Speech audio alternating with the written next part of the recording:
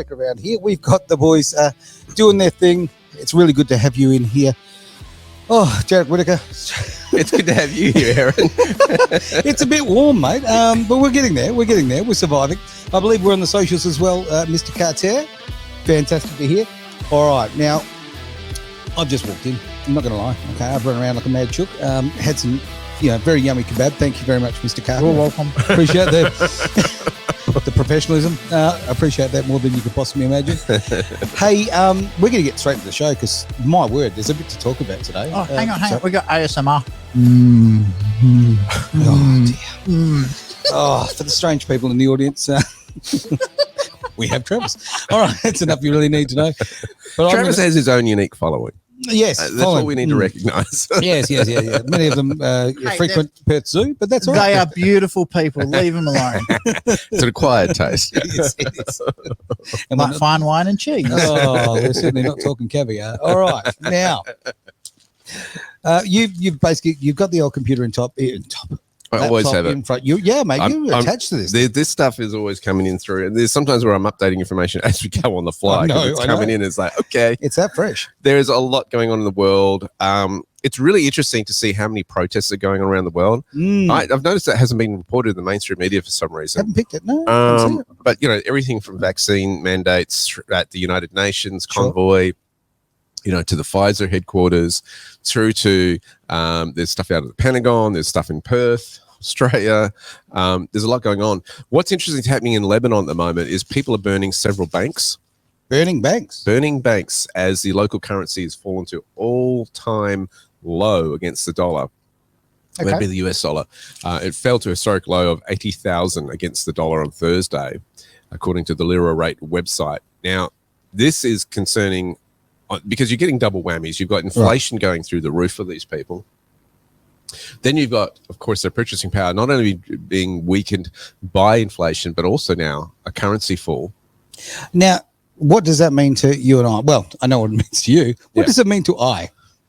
All right.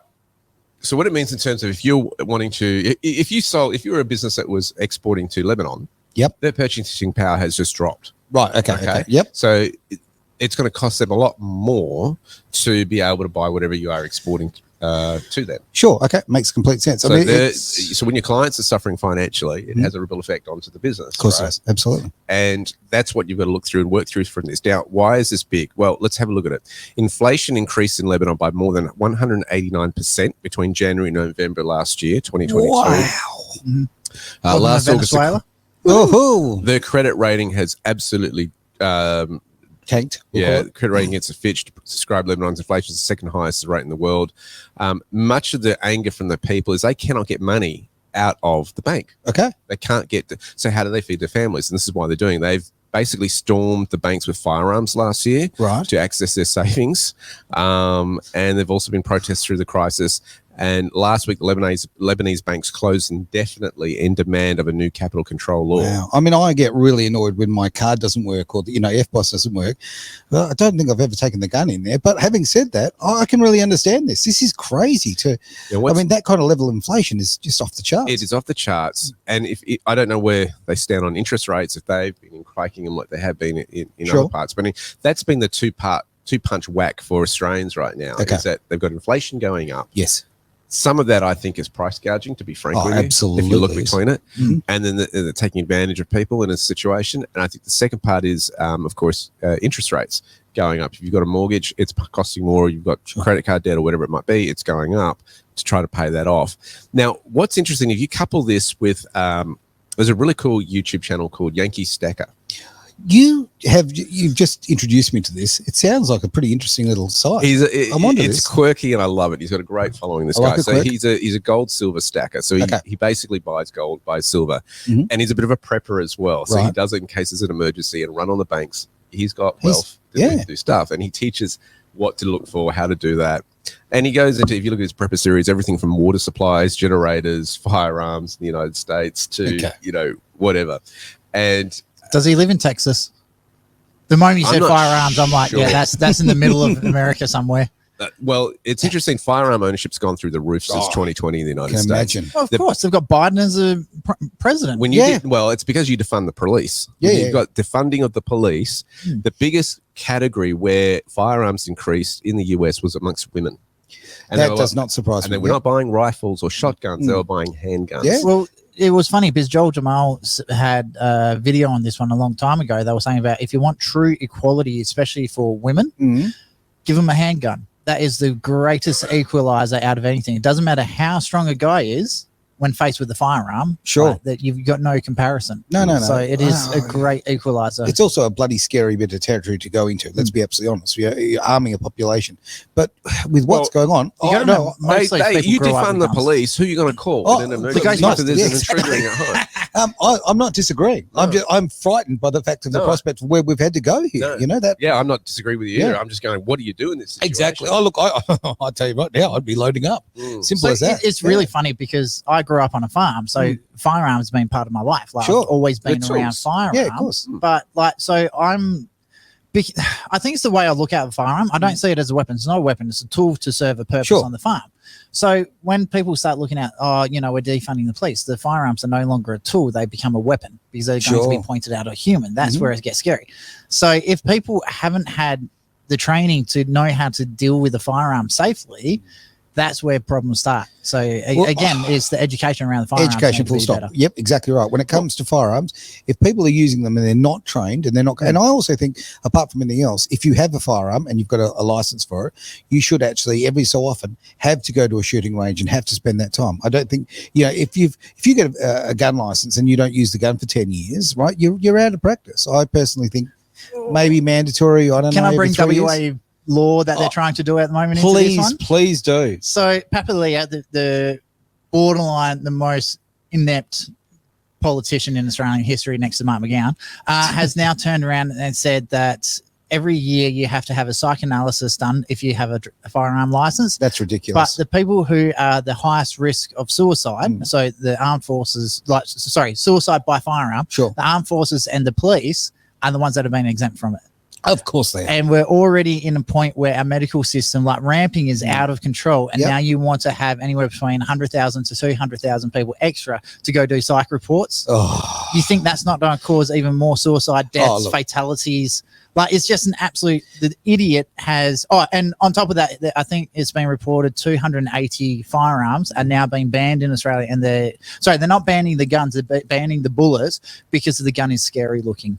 wow. So that's Wow. how They're stupid doing what? They're banning. firearms in Particular Australia. firearms, yeah. So the cartridges, so you can't shoot them on the guns, but half of, like, one of the firearms I got told is a single bullet bolt action rifle. Right. So it's a sports gun, but because it looks scary, it's on the list of banned. Well, you know what? cartridges. Again, it's all about feelings. Okay, so if you're scared and forget about the facts, I mean, I've used a bolt action rifle. Okay, they're the slowest bloody thing in the world Yep. to use. Especially when you got to load one bullet out of time. Exactly right. Right. Yeah, it's crazy slow. But the whole point that we're having to go there is just terrifying. And when I just threw that proposal, out of the top of my head, maybe every 3 years or something, you actually already have to.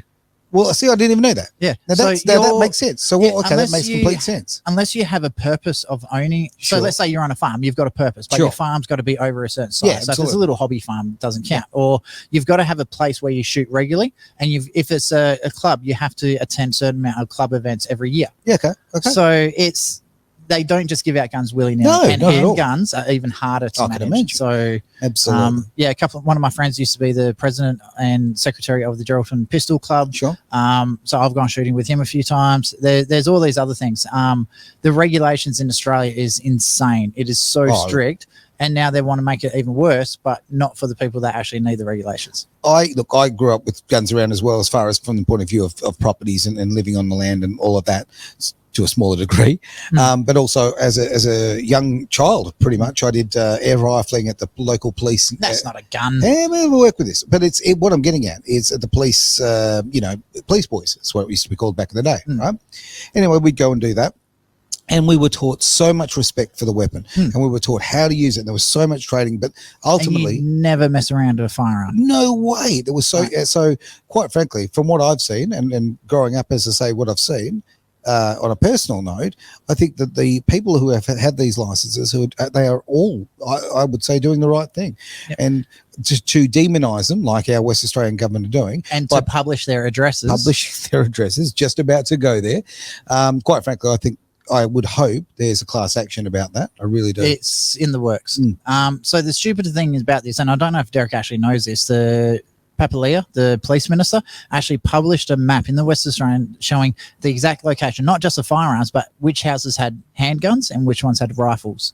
So they actually showed criminals where to go. Now, do you think if they ban all these weapons, do you really think the criminals don't go, oh no, we better hand in these bullets, we better hand in these guns? Absolutely. No, they'll know exactly where to go to what houses now to rob, because they don't have firearms. And this is what they're doing in America, because they're defunding the police. The women, especially people with small children, have to find another way to defend themselves, because they know the police are going to be utterly useless, because the crims won't care. They'll just open fire on the police. And that's pulling it back exactly to Derek's point, exactly, that women are having to get handguns because of this ridiculous ideology of defunding the police and leaving people vulnerable. Crazy, absolute crazy stuff.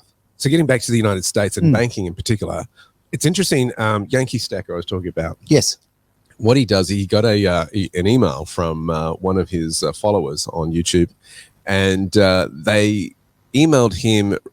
This individual works in a big bank in the United States, right? And he said we went to this private meeting, and of course they held back his name and what bank he worked for, all that sort of thing, wisely so. But he said what they are noticing in the big banks in the United States is that three things. One, people have maxed out their credit cards to the max, right? Yes. Number two, their savings are dwindling. I can imagine. Number three, and of course there's no more handouts and stimulus checks that are coming from the United States. And number three, what's happening is that bank deposits are being reduced significantly for the first time in a long time, in many, many years. Less people are putting their money in a bank, which causes huge problems for bankers. You think, well, what's the big deal about that? Well, they make money primarily through two means. Right. One is through lending. And of course, the more money they have in the bank, the more money they can lend out. That is not the primary source of where they get most of their funding. The other side of it is, of course, investing. Of course. Right? And they can do other risky investments and that sort of stuff, and putting the deposits money in terms of investing it out. Now, with that in mind, that's really, really interesting because, of course, in the United States, they've got some protection on bank deposits of $250,000 or less.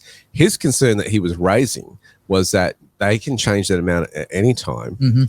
And there's this push and from this insider or whistleblower, if you should say, from the bank saying, yes, people need to start being the custodian of their own wealth in terms of precious metals, gold, silver, and they also added bullets, so which was quite interesting. Precious metals, right? Yeah, from a United States perspective. Well, a good amount of copper and tin in them. So also Wayne's jumped on board saying great discussion, guys. So thanks, Wayne. Good on you, Wayne. Good to see you there, my friend. So you might be thinking, well, what does that have to do with me here in Australia? You've got to remember that the United States is the biggest economy in the world. Absolutely. So if the banks have a run on the banks in the US, that has huge implications on the whole financial sector. Sure does. People wanting their money out.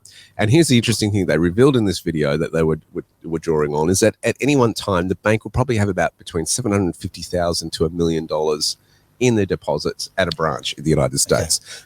An ATM at the most will have a max load of 160,000 a day. Okay. All right. So they're saying if there is a run on the banks, it's not going to go very far amongst the people, right? No, it's not. And I have seen the shock horror of a banker in Perth when all these employees decided to cash in their checks for the weekend because their employer forgot the cutoff time of doing it electronically, or just didn't work for whatever reason. Gives them cash in hand for the checks, and seeing a banker be concerned about a cash flow issue was really interesting to observe. Well, you can't all come down. You can't all come down and do this. Oh, look, it's as terrifying. We can. Yeah, we can. Exactly right. It's as terrifying as seeing a guy from Pfizer on a date.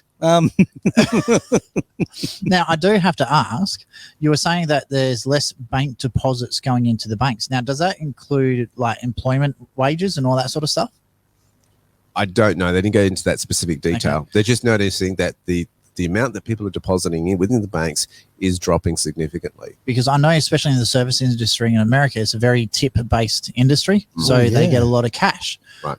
So I'd be really curious to see, is that because they're hoarding the cash because there's less faith within the banking system, or is it that less people are actually working, so therefore less deposits? Well, I think you got to remember the Good US banking system is actually quite clunky compared to Australia. Okay, they still do a lot of things by writing checks out. Sure, yeah.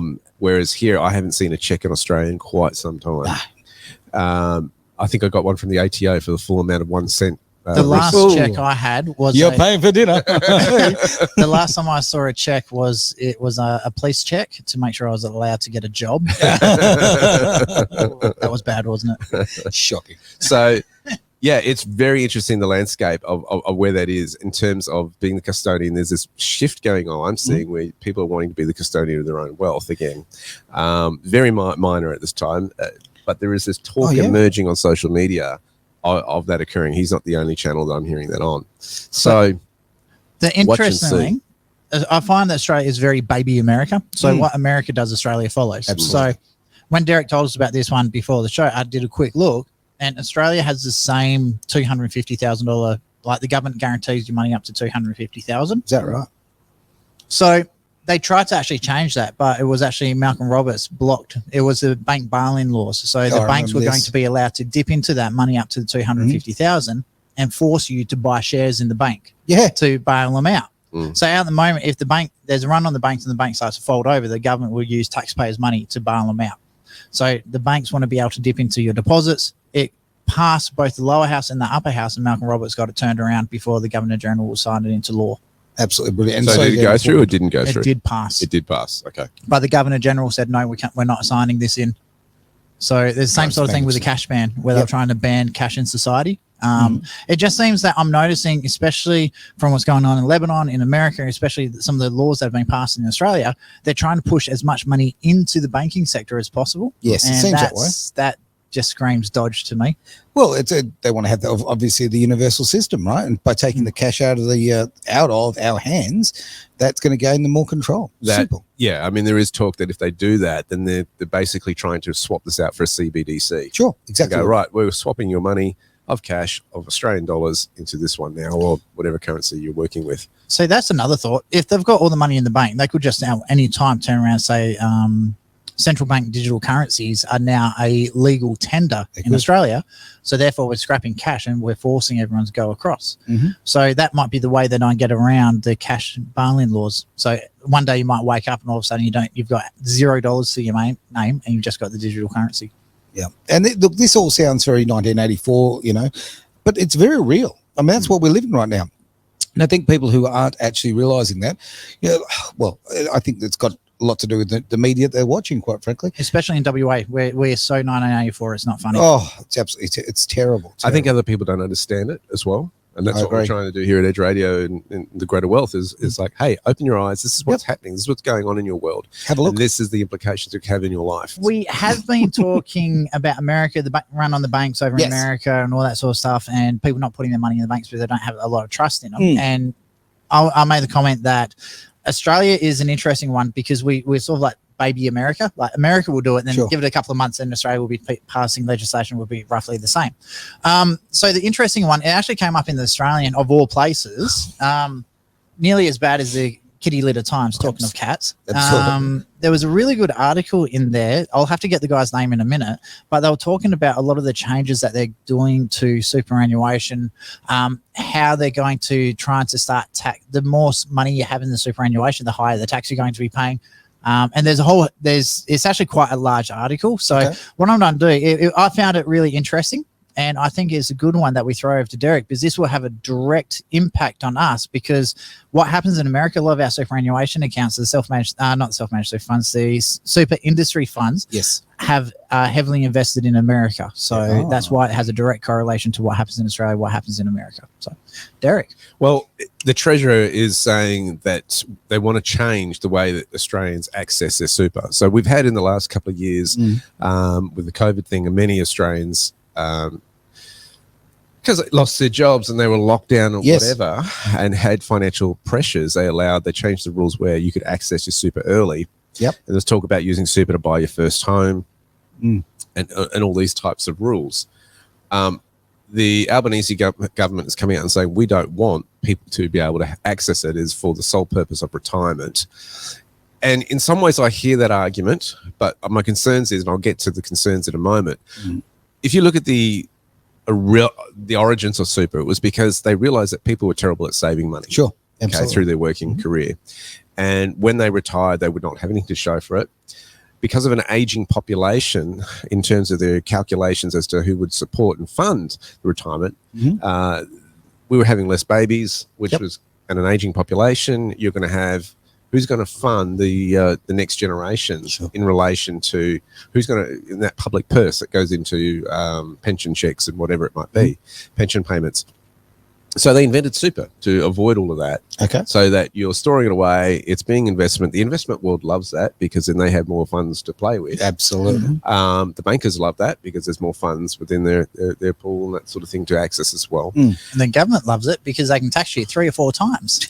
And who pays for it? The businesses. The businesses are the ones that are forced to contribute to the employees' superannuation account. So most people aren't looking at it every week or anything like that. They're just, it's blissfully going along as they work away.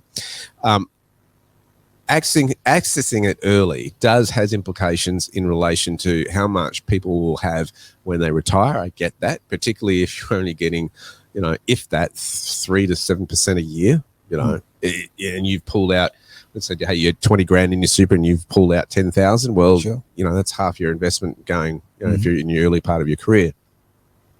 What gets me about this, though, is that they're starting to target, and they say this, and it comes back to that tall poppy syndrome, where they say if anybody has over 500,000, we want to start cracking down on them having benefits of that, and saying that that's the wealthy that have over 500,000 in super. The whole idea of super, we should be celebrating people who have over 500,000 in their super because it's less of a strain to the whole public system, right? This is what the whole idea is, to get them independent. Whoa, too. Also, right, that is pretty much of today's money, 10 years of fairly low income. Okay, 500,000. It's say less 50 than a grand. house. 50 grand a year. Hang on, 50 grand a year. So say you own your own home. You've done a really great job. You put away $500,000, right? Okay. Yep. What you're effectively saying at $500,000, you're saying, hey, I plan to last 10 years. Yeah. That's really what it comes down to. That's a very good point. So if you've got $1 million aside, you're saying effectively, I'm going to last 20. Right. That's assuming that you have paid off your house. So no. I mean, to me, $500,000. No, it sounds like a lot of money, and I'd like it if anyone wants to pop it in my account, go for your life. But let's be absolutely honest. In retirement terms, it's a drop in the ocean. That is a very good point. And they are dabbling. The government loves to dabble in super. It's the most highly regulated area in finance because the rules to what investment funds can actually put money into is huge from the industry perspective. The rules for those who do self-managed super funds are incredibly strict. You have to do an audit every year. Every dollar has to be accounted for. Yeah, but financial planners don't get audited that often. Financial planners? Yeah. So to give you an idea, personal experience. And so I found out I had 4 life insurance policies on my superannuation account. You're kidding. No, deadly serious. Wow. And it's actually illegal in Australia to be double insured for one thing. So I don't know how they got away with it, but and I couldn't even get a refund because it was too late. Too late, of course. Well, too much trouble. Okay, but we're talking about a very highly regulated industry here. Yep. And we're talking about, and I'm so sick. I will not dance around it. Your Labor government is a socialist regime. Okay, that's what they are. They openly admit they are. Yeah, absolutely.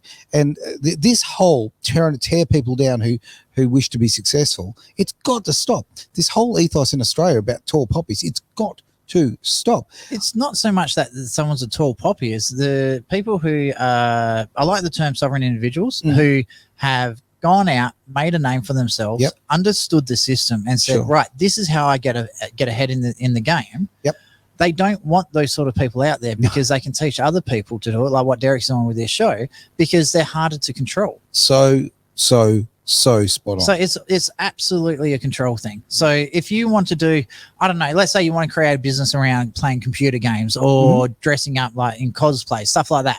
If you've got a business model that actually works and you become quite wealthy out of it, power to you. Like, you know what? It's weird, it's creepy, it's funny, it's all those things. But if that is you and that's your life purpose, go to town. Same as if you want to have a finance business, you want to have a dog washing business. If that's something that you're good at, you enjoy doing it, then power to you. You shouldn't have to be worried about, okay, if I'm successful today, what new regulations do I have to deal with tomorrow? Because getting to the point, it's too hard. Again, we talk about, you know, our personal experiences, and it does come down to power and control. I think about the times in my life where I've the old bank account's been very full, and the options I have. Whoa, everything I want to do, the world's my oyster, right? You've got those options. Now, if something happens, I mean, I'll use a silly example. I had someone who was in dire sort of trouble on the other side of the country. You just jump on a plane. Okay, you don't just go, oh, hang on, I can't afford. Okay, I'm going to lose this week's wages, and I can't do whatever. No, okay, this person needed me. I just jumped on a plane. Really, really simple. Got the first flight I could out of it. Right now, I look at your contrast that to other times of my life where things have been very, very hard financially, and you've got no freedom. You are tied down. You're just struggling to buddy keep that roof over your head, the food on your plate, and that is about control. And exactly this: if you've got governments who are taking away your personal control, there's no way in the world this is a positive thing. No way. And the one thing I want people to realize is the superannuation in your account. Don't forget, that's your money. You've worked for that money. I think it's absolutely diabolical that the government is trying to steal your money. And that's all it is. So they tax you as you put the money in. They tax you as you earn interest on that account every year. And then they tax you as you take that money out of your superannuation. And I think it's about 22% out at the moment. So it's disgusting what they're doing. Absolutely. Well, look, for those people who did take the 10 grand out of the super over the last couple of years, they were taxed 22% on it, as I believe, right? So you're really getting back $7,600. You're not taking out the 10 grand, you're taking out 12. No. You're taking out 10 and getting back 7,600. Is that what they did? Or whatever it is. No, we've just been able to take out some other money out. Right.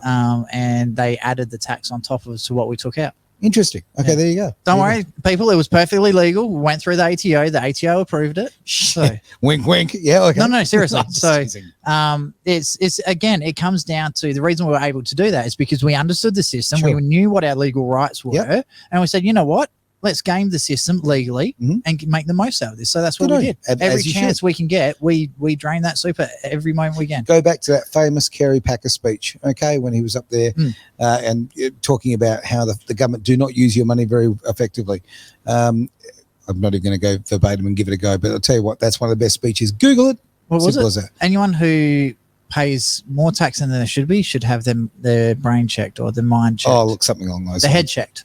So, the so right now you're not using it very well. So let's go back to look. This is tin tax here. Okay, let's look at Australians and how we're being affected, and how, quite frankly, right now our government is grabbing us by the balls with our own savings. Well, I like the term short and curly's better. But anyway, just before this, remember, people, we are not tax accountants. We're not financial planners. Derek's the smart one here. It's all his fault. Oh yeah. No. Factual information, not giving any advice. No. Specific or general. Throwing that disclaimer. I want to get to a point though that you said a moment ago, Travis, and I think there was something in there, and I thought, there's wisdom there, and is that you were mentioning. I mean, we are trying. Wisdom and Travis. I know, and I'm glad Aaron was sitting down for that. And luckily, I was distracted by the computer. For the comment there, I was waiting, and it didn't come. Anyway. Don't want to shock him too much. No, please. It's been a big week. So what we're talking about here is why is Monaco such an attraction to the wealthy? Oh, the Grand Prix. Sorry, that's just me. Well, that's the track's not very big, but no. It's because it's a tax haven. Simple it's a tax haven, but it's also there's less regulation in relation to the taxes, and people can do what they want, come and go as they want. They just have to stay there for a period of time and contribute to it, right? Yep. Rather than trying to control people, look what happens when the whole society prospers. Oh, it attracts more money. Of course it does. Right? It attracts more opportunity. And I think we've got to get our headspace out of, keeping up with the Joneses, and so-and-so's getting ahead of me, therefore I'm going to go scratch their car or whatever it might be. Yeah. That tall poppy syndrome thing. Think about it, guys. Rather than pulling them down, why don't you just reach out to them and say, hey, look, I love the new car. How'd you get it? Yeah. Exactly. Yeah, like those videos that you see on YouTube all the time, or TikTok or whatever the hell it is. Which ones? When these guys walk with up, Andrew Tate, where he walks funny and then flips the car or something. When they walk up to people with a nice car and going, really nice car, mate. How did you get it? Yeah. The thing is, okay, full stop. Okay, the old, drawn out thought process of Australians, okay, of tearing people down for success, it's got to stop. It is what holds this country back. It really does. People should be wanting to succeed, and quite frankly, if you see I'm a big believer in this. Okay, you don't step on people to get to a successful place. All right, you take people with you. The more people you take with you for the journey, the more people have success, the better for the country, the better for everybody. Full stop. It's got to be a win-win for all. Got to be. Absolutely. And the problem is that, as I've said before, we're losing a lot of our great business minds and entrepreneurs overseas. Yeah, for sure. 2 reasons: 1, less tax; 2, red tape, green tape, purple tape, red yellow tape, tape, whatever tape. less hoops to jump through to actually do what you want to do in terms of your life. I was talking to, I've raised this guy's a few times because I listen to a lot of his webinars. A guy by the name of Stephen Pettis. In one of his webinars, he said, for the same amount of money, if he invests it in Australian mining companies, he'll get about 6% return per annum. Okay. But if he invests it in America, he gets 23% per annum for the same industry, same business. Wow. So why would you invest in Australia? It's just, such you a think shame. about. He was also, I had a meeting with him. So I'm not going to quote him directly because it was about 12 months ago. We were talking politics and what we can do to get more people investing into Australia. And he said that we shouldn't be targeting foreign investment into Australia. We should be targeting Australian investors and keeping them in Australia. Yes. Because he said it's anywhere up to $60 billion a year extra would be reinvested into Australia if we got rid of a lot of this red tape and blue tape and all that other crap that you have to hurdle through. Where if you're from China, Vietnam, America, you don't have to do that sort of red tape. You just need to make a level playing field, and so many more Australians will reinvest back into Australia rather than taking their money overseas. I think about just this business we are sitting in right now, okay? The red tape, the bullshit, the fees. That's why you do it, not me. Thank you. Lucky me. But okay, all the hoops that I have to jump through on a really regular basis. Like every single week, there's at least 3 or 4 issues you've got to deal with, which is just, quite frankly, government interference. The biggest one is coming across the bottom of the screen as we speak. Right. For those watching online. So, and what is coming across the bottom of the screen right now? APRA license Oh, number. just ridiculous. And what's the other one? APPCA, It's almost like the LGBTQ community. LNAP. No, but this is the thing. And like sometimes, okay, when it's, literally 2 o'clock in the morning and I'm doing bloody paperwork or all that, and I'm going through this rubbish, I think to myself, why? Why am I doing this? Just run a VPN, do it from another country. No, but I could, the sad thing is you kind of think to yourself, mate, I could just drive a truck up north and be making great money and living a really relaxed and be sleeping right now. Okay. But because I'm trying to contribute to Australia, because I'm trying to make something better for this country, right? Good old free speech. You're paying the price. And this is why I say the game's against you. When people come to me and they're doing financial hardship and going through it, I'm saying, relax on this thing in terms of your personal responsibility. The game is set against you in many ways. It's the Babylonian system, which I keep talking about. Sure. That controlling construct that only allows you to get ahead in fractions, only advance over long increments, and doesn't operate in multiples like we're meant to and intended to. We've got to, if you're going to really do that, you've got to get out of that system. Yeah. You've got to break free of it. And otherwise, you're not going to get into that real propulsion that you should be experiencing in your life. And the only way to do that is to understand the system that you're currently in so you know how to get out of it. It's a system that's designed that you will not break free of it. So you're just getting by. You always just have more than enough because they don't want you to disrupt the system, right? And if you start disrupting the system, then there's problems because then they can't control you anymore. And that's what you've got to be aware of what's going on.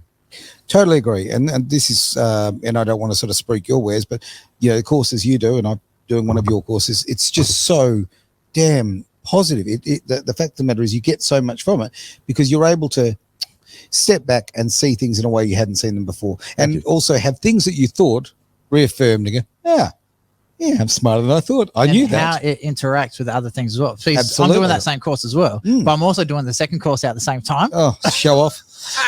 I've only got so much capacity, man. Come on. That's because you're doing all the regulation stuff. Exactly right. It does my head in. Like the second course is like, how's this not taught in schools? Like it blows my mind how easy it is once you get past that first course. The second course is like, this is a joke. But this is the point, okay? Like exactly right. I'm beating my head against the wall because I'm trying to fight for success in this system, okay? And when you look at the system, and now I know things about it that I didn't know before, you can look at it a little differently. I think you call them happy tickets, you know? Yeah, one of my mentors sort of happy tickets with home. Yeah, when it comes to money and all that sort of thing, it's just when you look at it differently, you step back. It's like anything. When you've got perspective, when you're in it, it's hard to see. You kind of you're in that nutshell. I'm in that nutshell. So busy. Like you're always chasing your tail just to survive. And not only that, but you're emotionally tied to that system as well. When you're aware of what the system is and the curtain goes back and you see for what it is, you go, is that all it is? Is that all I'm worried about? Yeah. We've got a little comment here from Bicky Treats. The Perth Mint is no longer accepting cash. That's been going for a while. Right? Yeah. I did not know that. Yeah, they've been doing that since COVID. I don't know how they can get away with that because cash is a legal tender. They were quite strict on their mandates. They wouldn't, if you weren't vaccinated at that time, you weren't allowed in as well. Well, by the way, this next comment, I'm not sponsored by this group, so we've actually gone there recently. The daughters wanted silver for Christmas and their birthday. It's in Cosnell's Swan Bullion.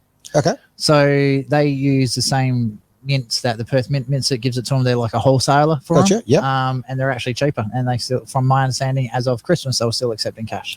Good. Oh yeah, they do. They're fantastic, Swan Bullion. I've dealt with them myself personally. I love those guys. So, by the way, no, we are not sponsored by Swan Billion. If you know anyone at Swan Billion, please get them to sponsor us because we need the money. A bit of bullion would be nice. You know what? Just right here, like a big chunk of gold would be awesome. And I'd like not to be doing computer and paperwork at 2 o'clock in the morning. We could hire someone to do it. How good would that be? If we had a chunk of gold. That's right. Even if it's your old stock, we'll happily take it off your hands. Oh, look, like for free. That's right. What I want to talk about now is the SEC has a stablecoin firm in its sights, and it could shake up the whole $137 billion market. The United States Securities and Exchange Commission, shortly known as the SEC, kind of like the equivalent of our ASIC, could be gearing up to take action against a company called Paxos that issued the Binance USD stablecoin. Now, why is that a big deal? Well, why? What happens with a lot of crypto traders is they'll buy something like Bitcoin or some other alternative coin out there. Sure. And as they're trying to transition to a different coin, or they don't want the fluctuations, they're concerned that the coin that they're in is starting to fall, they might go to what they call a stable coin. Okay. Those stable coins try to match, for example, in this situation, what the US dollar is doing in real fiat currency, but they're not wanting to change their money into fiat, which is the dollars and cents that you get from the bank, basically. Sure.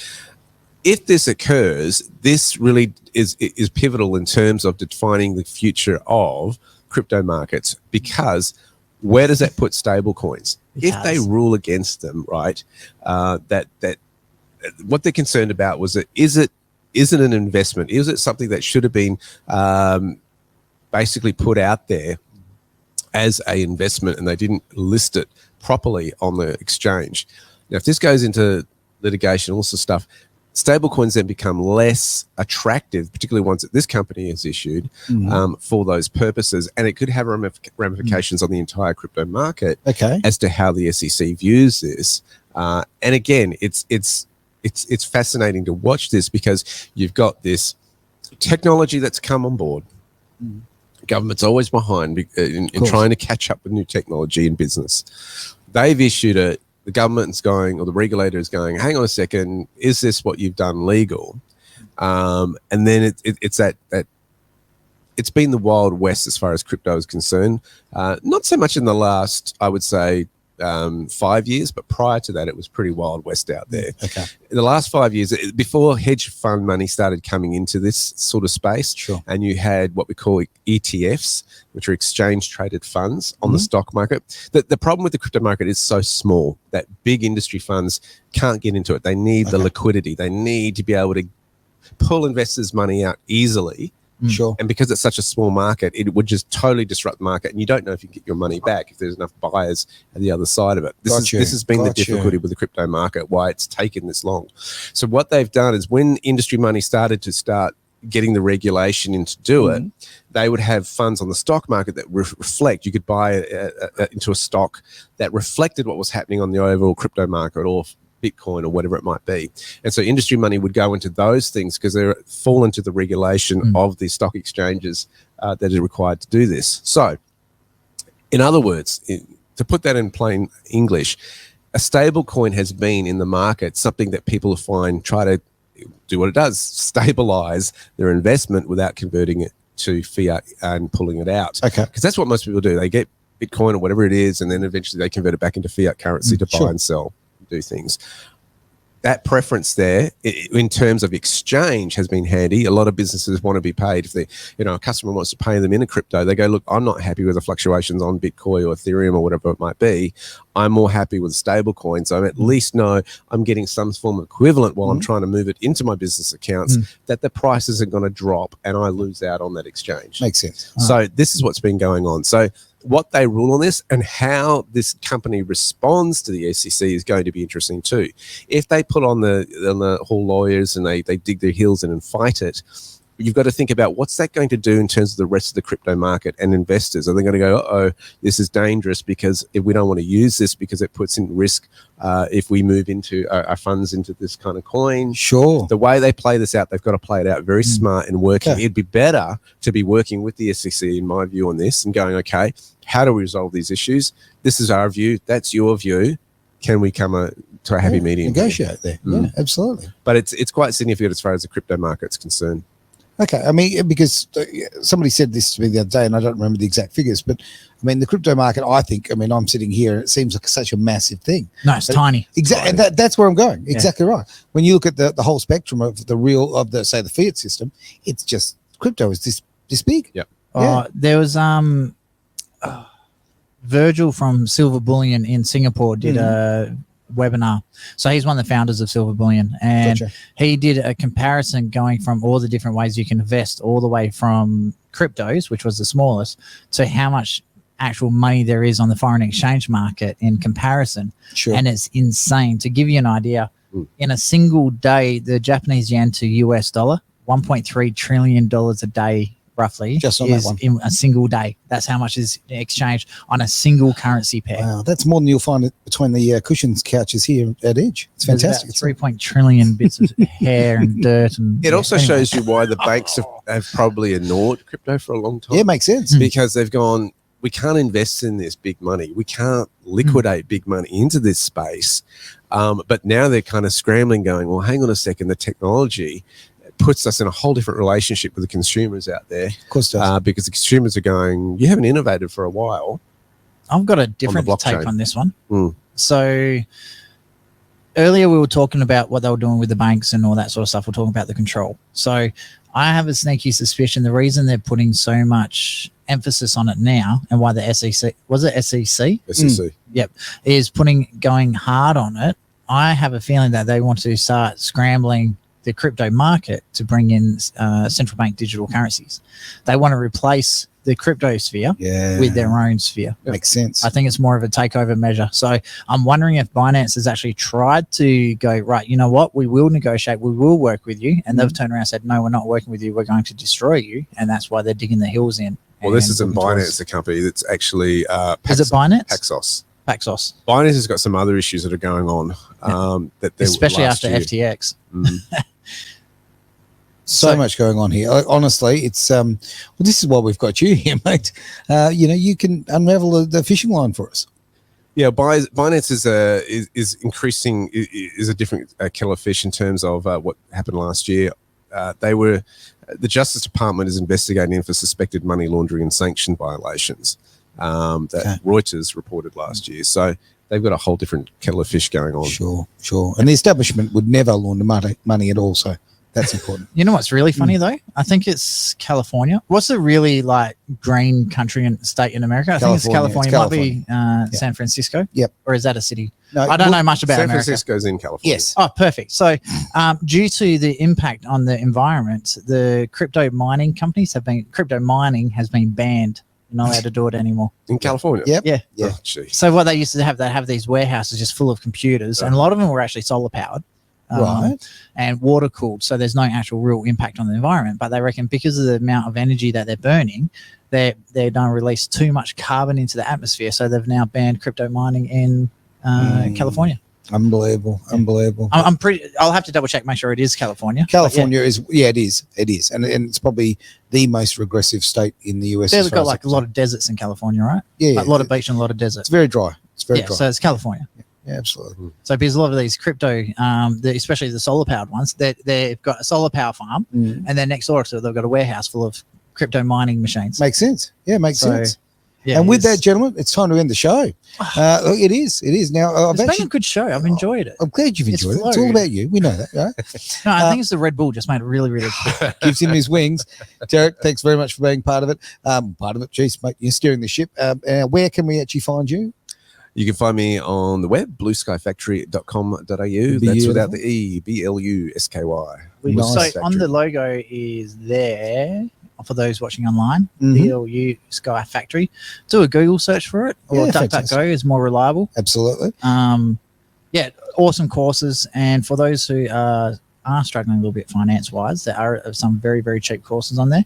The best way to do it is just book in for a free 15-minute consult. Yeah. And I'll give you a call. Just let me know what state you're in, and so we know the time difference and go from there. Yeah. And if you're like me and you just want to break free of the system, this is the way to do it.